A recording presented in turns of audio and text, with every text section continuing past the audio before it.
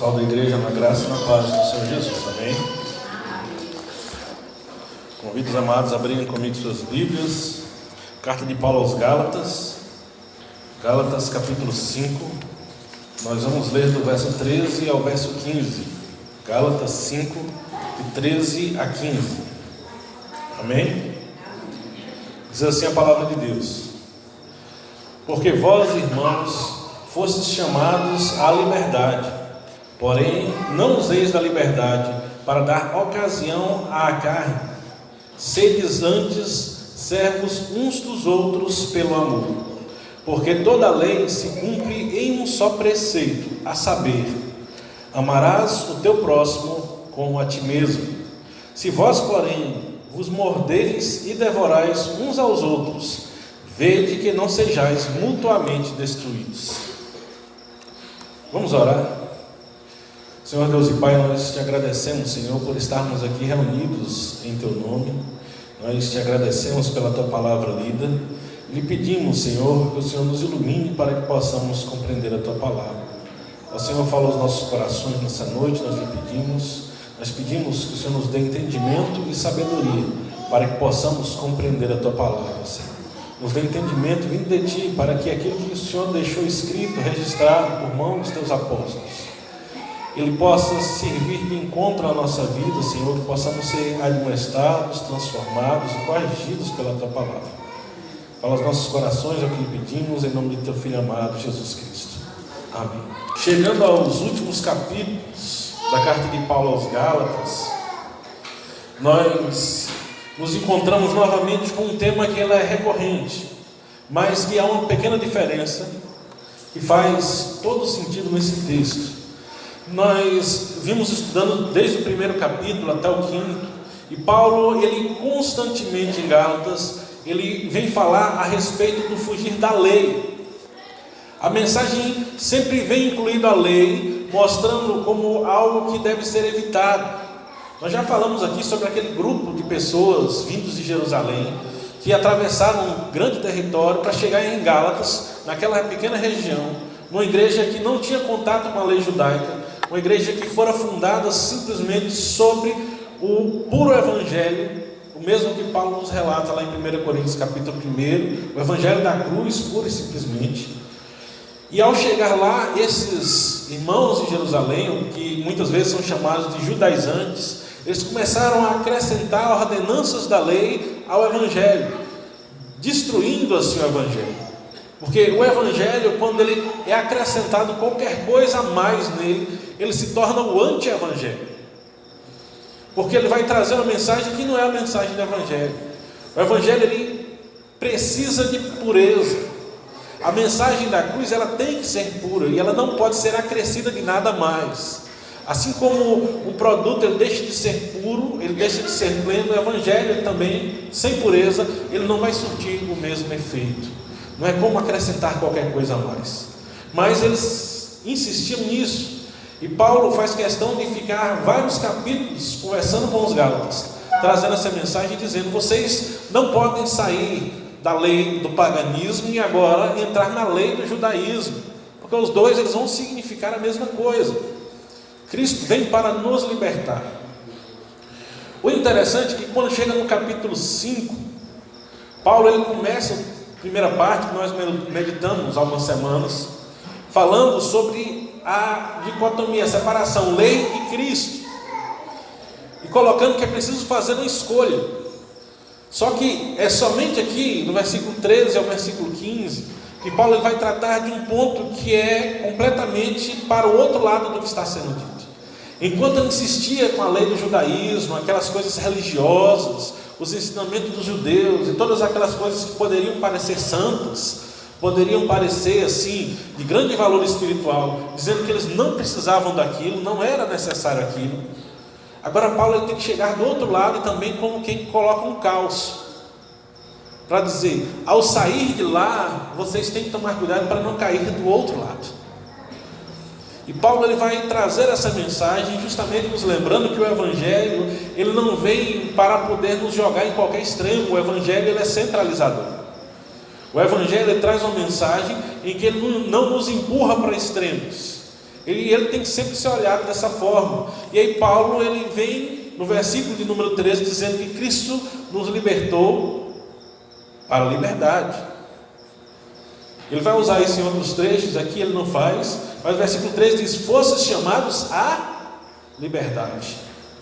Só que o grande ponto é: porém não useis da liberdade para dar ocasião à carne.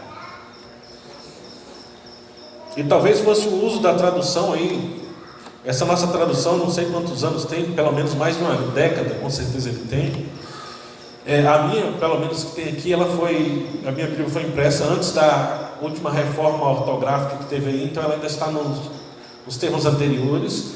E talvez fosse uma questão aqui do João Ferreira de Almeida, os principais tradutores, e eles usam esse acraseado, que hoje em dia o pessoal parece que não entende um pouco o que ele significa. Ele não vai colocar só, não dá ocasião à carne, mas o A, quando tem a crase, ele vai ter o significado: não dá ocasião para a carne.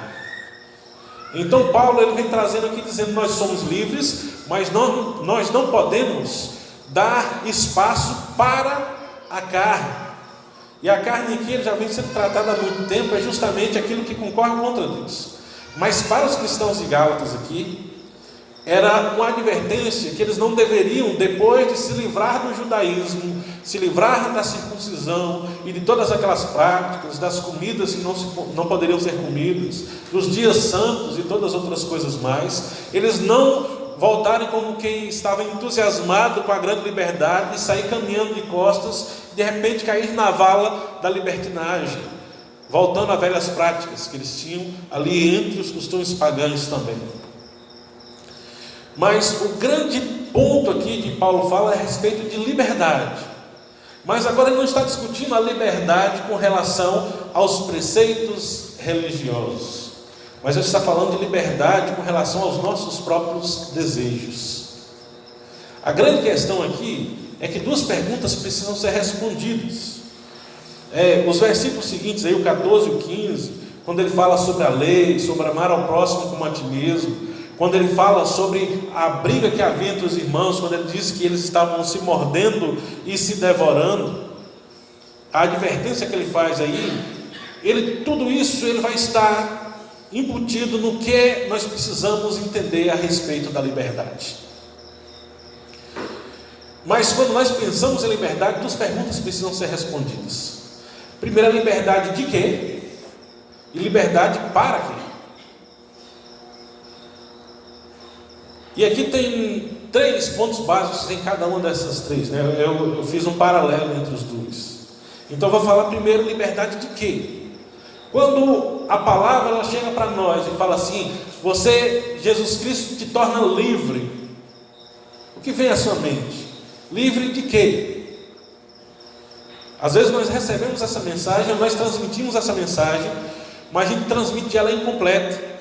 Nós levamos como que uma pergunta sem resposta. Nós damos um antídoto para quem não sabe qual a doença. Nós trazemos a injeção que vai curar a doença que ninguém conhece. Nós estamos andando como quem anda no escuro.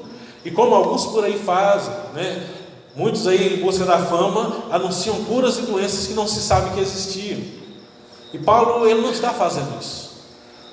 Ele tem muito em mente, conhecendo a igreja de Gálatas, ele tem muito em mente liberdade de quê? Primeiro, a gente tem que entender que a liberdade que Paulo fala, a liberdade cristã, ela é a liberdade que Cristo traz com o Evangelho. E primeiro, a primeira questão nós precisamos ser livres, primeiro, da culpa do pecado.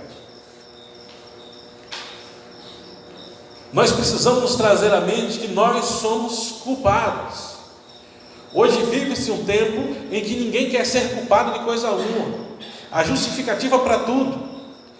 Todo mundo quer ter direito de fazer qualquer coisa, e aí eles inventam modos, eles inventam tipos de pessoas diferentes. Eles vão inventar, há algum tempo atrás, isso entrava no meio cristão muitas vezes, dizendo assim: não, mas isso é cultural. O cultural, ele enganou muitos meios cristãos, como se cultura fosse alguma coisa neutra, ela não tivesse nada a ver com a visão que nós temos de Deus. E as pessoas fazem isso para fugir o quê? Da culpa.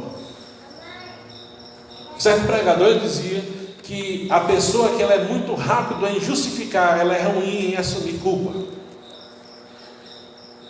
É preciso primeiro, se eu não assumo culpa, eu não tenho como ser perdoado.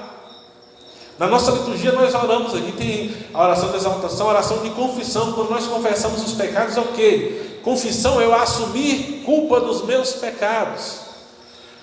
E eu preciso entender primeiro que a culpa é real. Se a culpa não for real, não tem por que eu ser perdoado. O grande problema é que nós, como cristãos, trazemos na nossa vida uma ideia de que a culpa é algo que não é real. Aí vão vir tantos métodos, vai vir muitas vezes algumas linhas psicológicas. O Freud muito usava isso, tentando justificar e sempre remetendo os problemas a problemas da infância, problemas mal resolvidos na infância. São pontos para você observar, para poder resolver, mas o fato de ter uma causa, ele não diminui a sua culpa.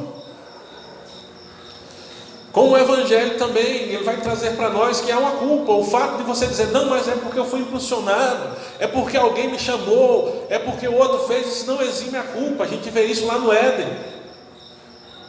Quando lá no Éden, Deus chama Adão e diz, o que aconteceu? Adão já começa a querer jogar a culpa em cima do outro. Isso não foi a mulher, e ele coloca a culpa, não é na mulher, ele coloca a culpa em Deus.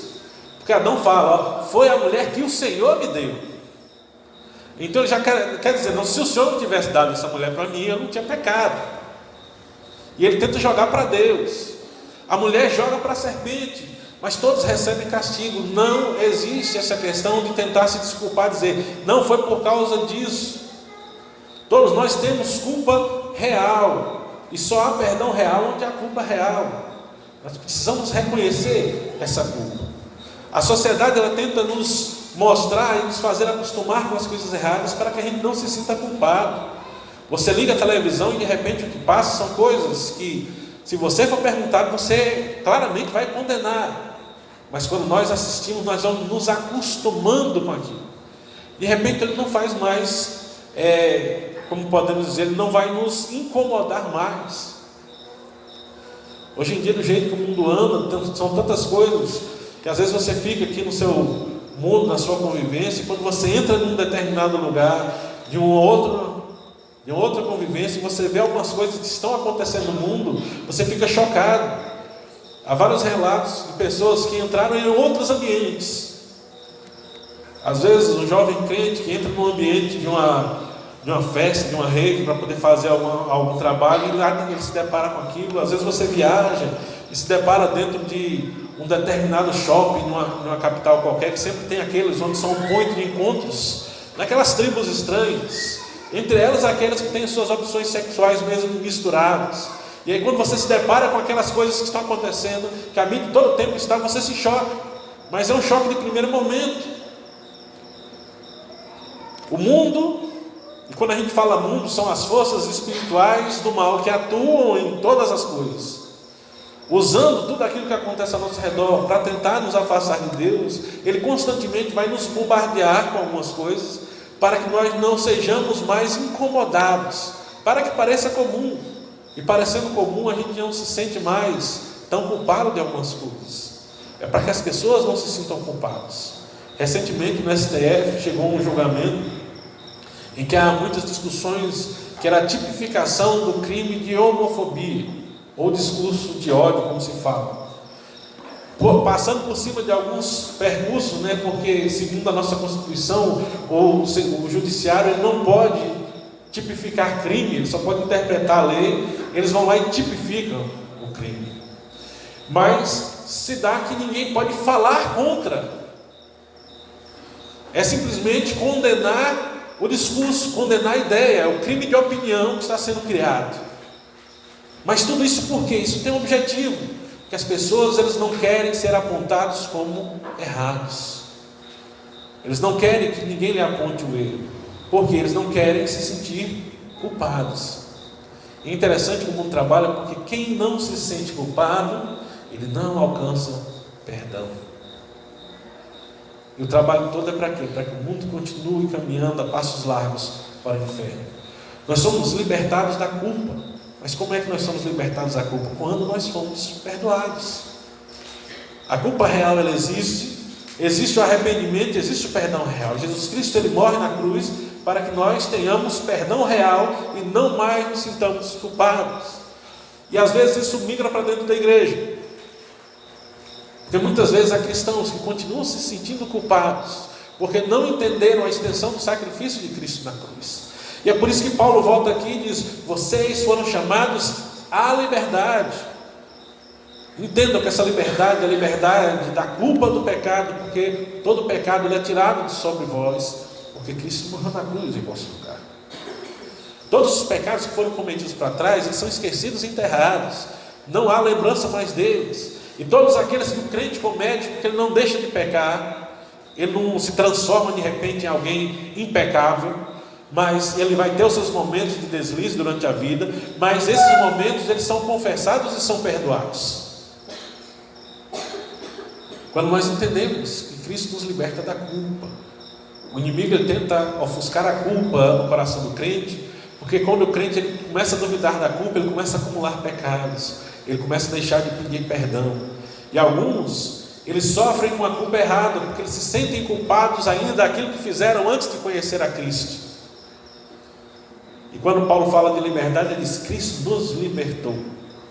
Nos libertou primeiro da culpa, segundo, ele nos libertou do nosso eu.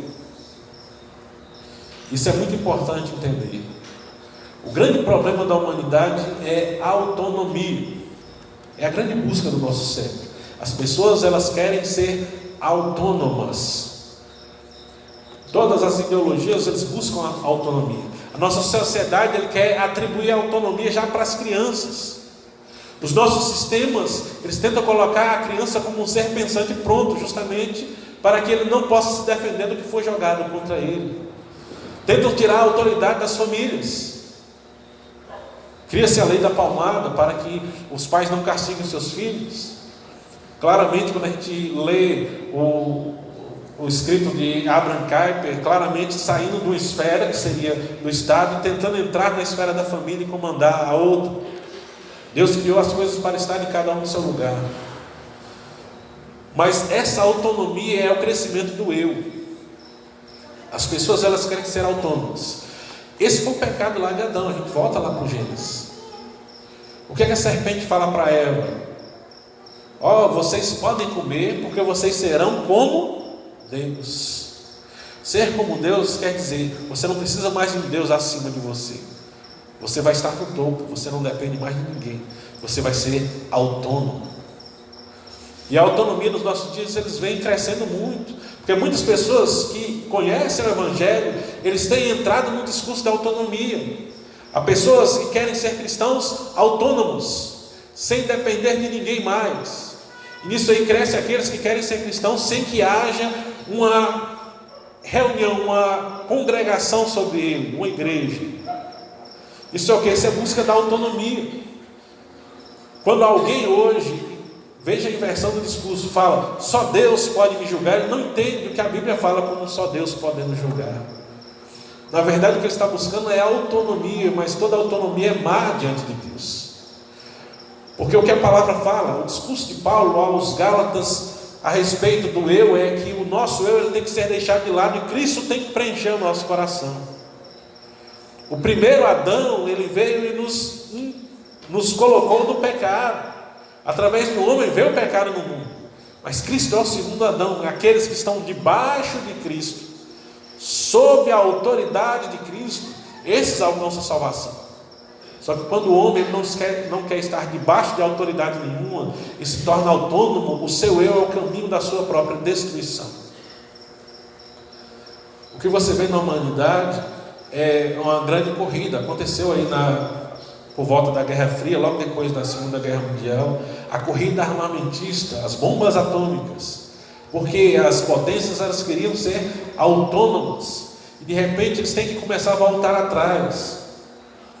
Eu acho interessante, você que quiser entender um pouco mais isso, tem um filme que chama, acho que ele é bem difícil de encontrar em português, você vai encontrar legendado, chama Day After, o dia de amanhã. É lá em 70 alguma coisa, se não me engano, 70, 80 alguma coisa que ele foi feito, bem antigo. mas ele conta justamente o período em que todas as potências estavam se armando, e entre os Estados Unidos e Rússia estava um conflito ali na área política muito grande, e todo mundo tinha medo dos russos jogarem bombas atômicas no território americano, os americanos lançarem bombas atômicas no território russo. Na época, o cineasta juntou-se com algumas pessoas e fizeram um filme que contava justamente o que aconteceria se houvesse uma guerra nuclear. Eu já digo assim, que o filme não é aqueles filmezinhos para você passear e achar bonitinho o final. Ele vai mostrar justamente o que é a destruição quando o homem quer ser autônomo. Quando o homem quer ser autônomo, não sobra mais para ninguém. Qual o segredo da convivência? A Bíblia ensina: tratar o outro como se fosse melhor do que a mim mesmo. Está lá, Paulo escreve isso lá em Filipenses. Tratar os outros, amar ao próximo como a mim mesmo. Considerar cada um de vós os outros como superiores a si mesmo. Se todo mundo fizer isso, a convivência ela é maravilhosa. O grande problema é que nós buscamos autonomia. Então a gente quer ter alguém que esteja debaixo de nós. A gente quer ter o comando sobre alguém. E esse anseio por comando, ele vem justamente do coração que não é digno do comando. A Bíblia nos mostra, todas as lideranças, eles não ansiaram por mandar sobre as pessoas. Mas o que eles faziam ali, eles faziam porque Deus colocava esse peso sobre os seus ombros. A gente precisa deixar que o nosso eu seja esvaziado, porque só quando Cristo enche o nosso coração é que nós vamos ser realmente livres. Liberdade de quê? Liberdade de mim mesmo, para em Cristo eu poder ser livre. Porque eu me prendo, eu vou me destruir se eu tomar conta de tudo com o meu próprio pensamento. Em terceiro lugar, liberdade do medo. Primeiro ele falou liberdade da culpa real, mas terceiro, liberdade do medo. Medo de quê? Medo do mundo. Hoje as pessoas elas querem ser muito corajosas, mas o mundo está cheio de medrosos.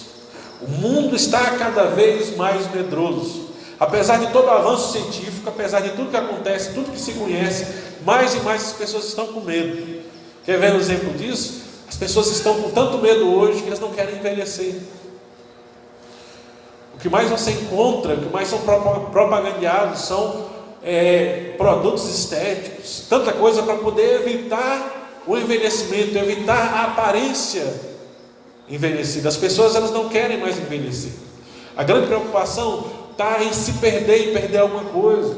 Hoje em dia você tem crianças com celulares, mas os pais vivem preocupados com eles. Se voltar na sua memória, há uns 20 anos atrás, como é que era? As crianças elas saíam para brincar na rua, não existia celular, não existia telefone, os telefones fixos eram poucos, e eles saíam e voltavam só no final da tarde. Hoje em dia a criança ela está em todo lugar vigiada, mas a gente vive com medo. Por que esse medo existe no coração? É porque nós estamos num mundo hostil, porque o mundo ele tenta nos afastar de Deus. Então as pessoas criam os seus próprios medos. Um coração que quer fugir da culpa, ele vai viver incubando medo. Ele vai ter medo de tudo, ele vai criar os seus próprios medos. Hoje em dia o problema não são as doenças físicas, mas são as doenças psicossomáticas. O grande mal do século não é o câncer, a AIDS. Se você assistisse um filme na década de 80 ou década de 90, eles sempre mostraram um futuro, ano de 2000 e tanto, sempre com problemas, com doenças muito graves, sempre tinha fins. Eles previam assim que haveria outras doenças, como aconteceu na Idade Média na Europa, que dizimou grande parte da população, mas de lá para cá nunca apareceu mais nada. No grande boom da AIDS, na década de 80, 90, as pessoas pensavam, e depois dessa, qual vai ser a doença pior que vai aparecer? E nada apareceu. De repente aparece no noticiário uma doença chamada Ebola, que aparece na África, que mata rapidamente, e eles pensam, agora vai ser, mas rapidamente é contida. Não há mais nada assim. Mas o homem vive com medo. Criam-se armas. Na Primeira Guerra Mundial já tinham se criado armas químicas, todo mundo vivia com medo disso. Um pastor que morou nos Estados Unidos há algum tempo, ele dizia que na época de atrito lá, todo americano tinha que ter alguns rolos de plástico, e ele, em algumas horas ele enrolava toda a casa em plástico. Tinha máscaras de gás, Se você pesquisar na internet, há algumas máscaras que eram feitas, máscaras de gás, muito antigas, para bebês, e você olhava aquilo ali e parecia um instrumento de tortura, porque as pessoas, elas criam medo movido pelo quê? Pelas suas próprias ações. Nós nos esquecemos do amor, nós nos esquecemos do Evangelho, nós nos esquecemos do ensinamento de Cristo, e quando nós vivemos sem Ele, nós criamos atritos e inimizades que nos geram medo.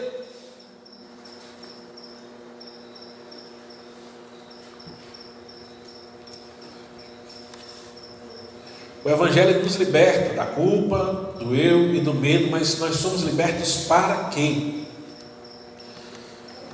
Paulo ele vai direcionar isso principalmente nos versículos 14, quando ele diz: toda a lei se cumpre em um só preceito, a saber, amarás ao teu próximo como a ti mesmo. Nós somos libertos para amar uns aos outros. E a gente pegando os mesmos 3 pontos, quando nós somos libertos da culpa, é para que nós, em liberdade, possamos nos dedicar uns aos outros, não nos sentirmos culpados. Eu acho interessante, isso é uma questão pessoal, né? Eu particularmente, eu gosto muito mais de cachorros do que de gatos. Isso na internet dá até brinco, mas eu vou explicar o porquê. Se você chega em casa, você cria 2 animais, um cachorro e um gato, eles fizeram alguma coisa errada, o gato ele age como se nada tivesse acontecido, mas o cachorro ele se envergonha. Eu acho que o cachorro ele expressa o melhor dos sentimentos que o homem expressa, ele consegue interagir conosco nisso. Ele se alegra, mas ele também fica com medo, ele se entristece. Se tem alguma coisa de errado, ele vai entristecer. Eu tenho uma cachorra em casa e quando ela faz alguma coisa de errado, que ela mastiga alguma coisa que não deveria mastigar, né? Isso antigamente eram sandálias e outras coisas. Ela está tudo bem. Se você mostra o que ela fez de errado, ela se recolhe. Isso é algo que ele está no coração do homem. Quando nós não estamos livres da culpa, nós temos dificuldade em interagir uns com os outros. Você vai encontrar muitas pessoas dentro da religião, religiosos, que eles têm muita dificuldade em interagir com os outros, especialmente quando vem da sua culpa. Geralmente são pessoas que têm problemas mal resolvidos, mas eles expressam isso com um excesso de santidade exterior. E aí, para não dizer que eu só falei mal da psicologia, a psicologia ela explica também que geralmente as pessoas elas costumam projetar nos outros os seus próprios males. Então elas costumam querer acusar os outros daquilo que elas mesmas fazem. Então, quando nós não estamos libertos da culpa, muitas vezes nós queremos culpar o outro. Você encontra isso facilmente em grupos extremistas, seitas extremistas. Eles sempre culpam o mundo todo de tudo, mas é porque eles não se libertaram da culpa. Aqueles que dizem: eu encontrei o único caminho, porque ele ainda se sente culpado, mas ele acha que aquele caminho pode levar ele em direção ao céu. Mas aí ele já coloca a culpa sobre todo mundo e diz: todo mundo vai para o inferno, não há mais nada. Se não for na minha igreja, no meu meio, através dessa coisa aqui, então ninguém mais vai para o céu.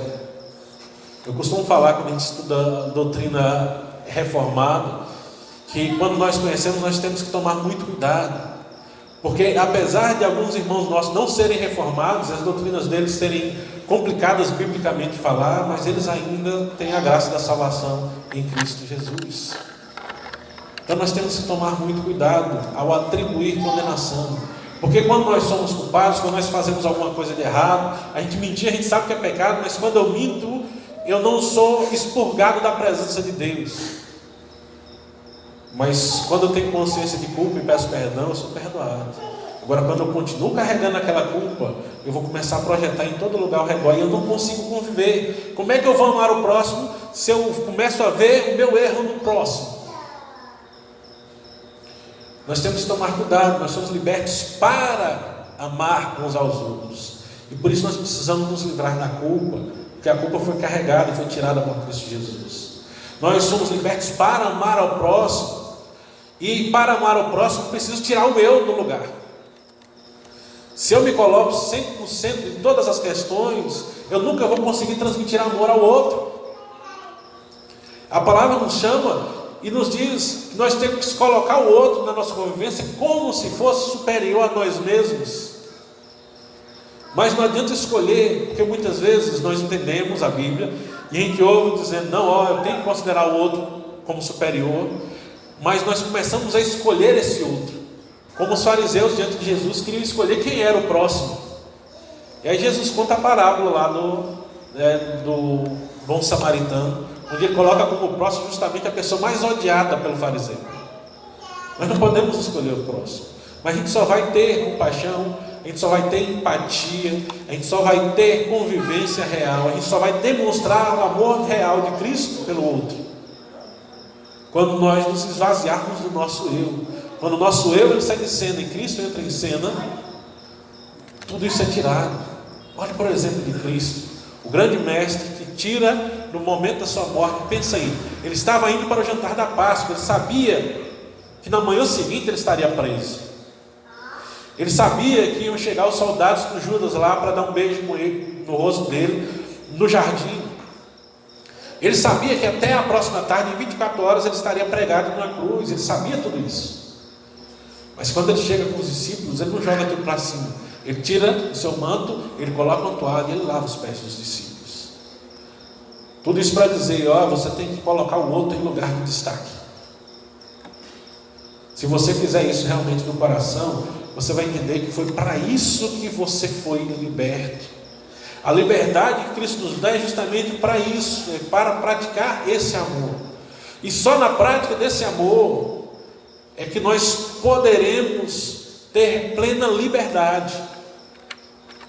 Certo pastor, ele estava num processo de aconselhamento. Ele conta que era uma senhora da sua igreja, uma senhora muito distinta. Assim, uma classe social bem elevada, já viúva. O falecido tinha deixado uma boa pensão, ela tinha uma boa vida, ela tinha estabilidade, ela não tinha problemas financeiros, ela não tinha dificuldades para conseguir qualquer coisa que quisesse. Ela frequentava a igreja eventualmente, mas ela estava com um problema que o seu coração ele não conseguia se libertar. E aí ele conta que conversando com aquela mulher, os dois chegaram em comum acordo na seguinte conclusão: ela não conseguia ser feliz porque ela não conseguia amar ninguém mais além dela mesma. Muitas vezes nós estamos infelizes porque nós não conseguimos amar ninguém mais além de nós mesmos. A verdadeira felicidade só vai no coração do homem quando ele consegue amar alguém mais do que ele mesmo, porque ele foi criado para amar alguém mais do que ele mesmo. Essa liberdade que Cristo oferece, é esse eu que tem que ser tirado do nosso coração. Nós somos libertos para que nós possamos transmitir esse amor e transbordar esse amor. Nós somos libertos para que o medo ele não venha a dominar a nossa vida. E aqui eu quero lembrar do versículo 15, quando Paulo ele faz uma advertência.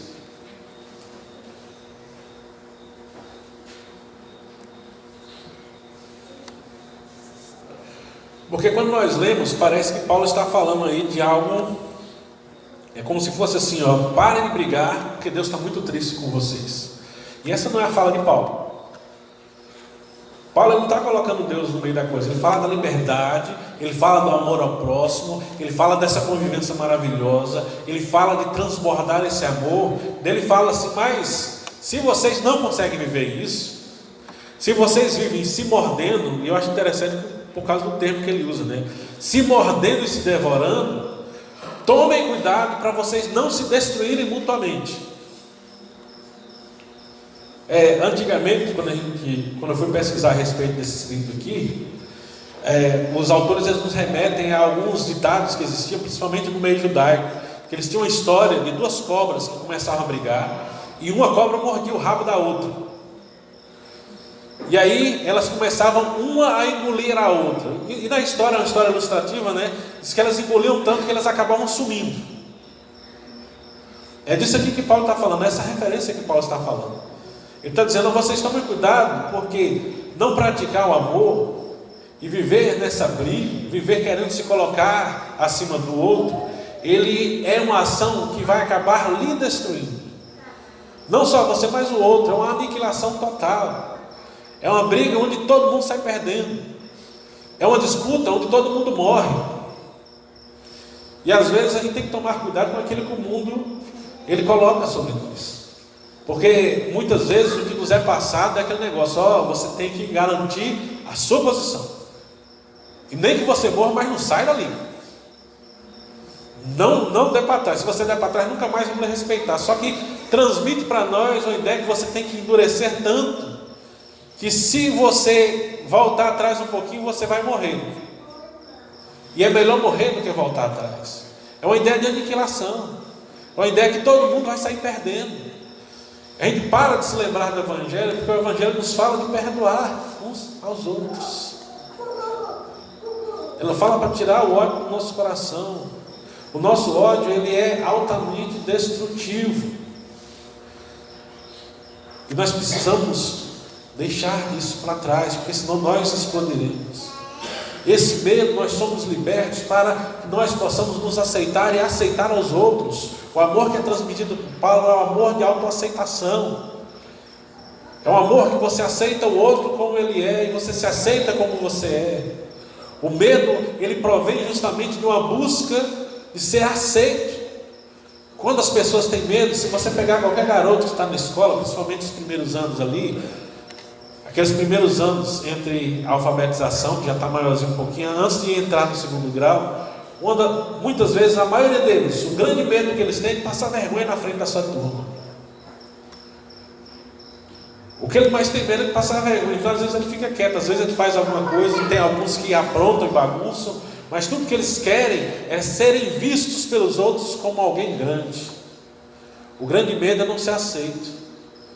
Então as pessoas, elas começam a criar, e hoje nós vemos muitas crianças com problema por causa disso, né? Cria-se a questão do bullying e tantas outras coisas, porque a pessoa não se aceita, ela busca aceitação. E na busca da aceitação, muitas vezes ele submete a turma. A pessoa diz: não, você vai fazer isso. E aí coloca ele para fazer alguma coisa errada, e com medo do pessoal começar a gozar dele, ele vai lá e faz a coisa errada. Muitas vezes, como cristãos, nós estamos como crianças na escola. A gente fica com medo das pessoas acharem que estamos errados. Nós temos medo de dizer o que nós pensamos e o que nós acreditamos, com medo de não sermos mais aceitos. Nós temos medo de uma sociedade que, na verdade, ela quer que nós não existamos. E a gente fica buscando no inimigo a aceitação. A gente se esquece quando a palavra nos diz que o mundo não gosta de nós. E como cristãos nós fugimos disso. Está faltando autoaceitação. Eu preciso olhar e ver: eu sou parecido com Cristo. O que importa na vida do crente é quem o aceitou, é Cristo. Cristo aceitando, todo o resto ele é complementar. Nós vivemos buscando cobrir os cantos, quando o central ele fica desanimado na nossa vida. Nós nos preocupamos com as nossas práticas, nós nos preocupamos com as nossas vestimentas, nós nos preocupamos com as nossas palavras, nós tentamos criar todo o ambiente ao nosso redor, nós tentamos fazer tudo direitinho, mas no coração não entra o amor ao próximo, a lei e a liberdade em Cristo Jesus. E a gente tem que tomar muito cuidado, porque mesmo as crianças, quando o pai educa, ele vai tentar reforçar. Ele no começo ele vai dizer, ele vai dar alguma coisa positiva para incentivar a criança a fazer algo de bom, e vai fazer o reforço negativo para poder desestimular a criança a fazer algo de errado. Mas isso é algo que vai na pequena infância, é algo que com o passar do tempo ele tem que entrar no coração da criança, para que quando ele chegar à idade adulta ele tenha noção do que é certo e do que é errado. Mas muitas vezes nós vivemos ainda como crianças, sendo necessário, está sendo puxado a orelha todo o tempo, está sendo vigiado, está sendo clamado de pé, e não crescemos para a liberdade. Paulo começa aos Gálatas falando dessa liberdade, dizendo que a lei ela veio como um tutor, mas chega um momento em que a lei sai. Ao entrar no Evangelho, a igreja ela serve no primeiro momento como uma forma para poder tentar nos ajudar a nos encaixar no formato de Cristo. Mas chega um momento em que a igreja ela não é mais essencial, não no sentido de congregarmos, mas não deve ser mais necessário a comunidade vigiar o cristão, porque tem que estar no seu coração a lei do Evangelho. E é essa liberdade que Paulo chama a atenção aqui aos Gálatas, porque aqueles irmãos eles já tinham passado muito tempo, eles já tinham aprendido o pleno Evangelho. Daí chega o pessoal com aquela novidade da circuncisão, e eles começam a se rebater, e Paulo está falando: não, isso aí não tem valor, essa circuncisão não tem valor, essa lei não tem valor, vocês não devem cair de volta na libertinagem, mas vocês precisam ser livres, vocês precisam se soltar das amarras, vocês precisam ter um relacionamento com Deus e com o Evangelho. Vocês precisam chegar ao ponto em que a comunidade é um relacionamento de comunhão, e não algo que vai lhe vigiar para que você faça aquilo que é certo. E é por isso que Paulo fala, cuidado, porque quando ele chega na advertência, ele não vem dizendo, se você fizer isso, você vai ao inferno. Se você continuar nessa prática, nessas brigas aí, vocês vão tudo perecer, nessas brigas vocês vão deixar de ser povo de Deus. Ele não fala nada disso, ele só diz, cuidado, porque o que vocês estão fazendo vai acabar lhe destruindo. Então cuidado, vocês não foram libertos para estar brigando uns com os outros, vocês foram libertos para a liberdade, vocês foram libertos para amar uns aos outros, porque toda lei, ela se resume em um só preceito: amar o teu próximo como a ti mesmo.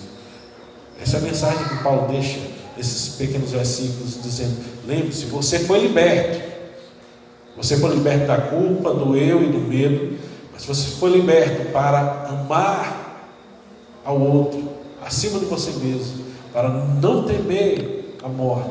Você foi liberto para que a culpa ela possa levar simplesmente ao perdão de Deus. Você foi liberto para o caminho do Senhor. Você não foi liberto para se colocar de novo debaixo de jugo de escravidão, seja ele da lei legalista, seja religioso, ou seja a escravidão ao pecado.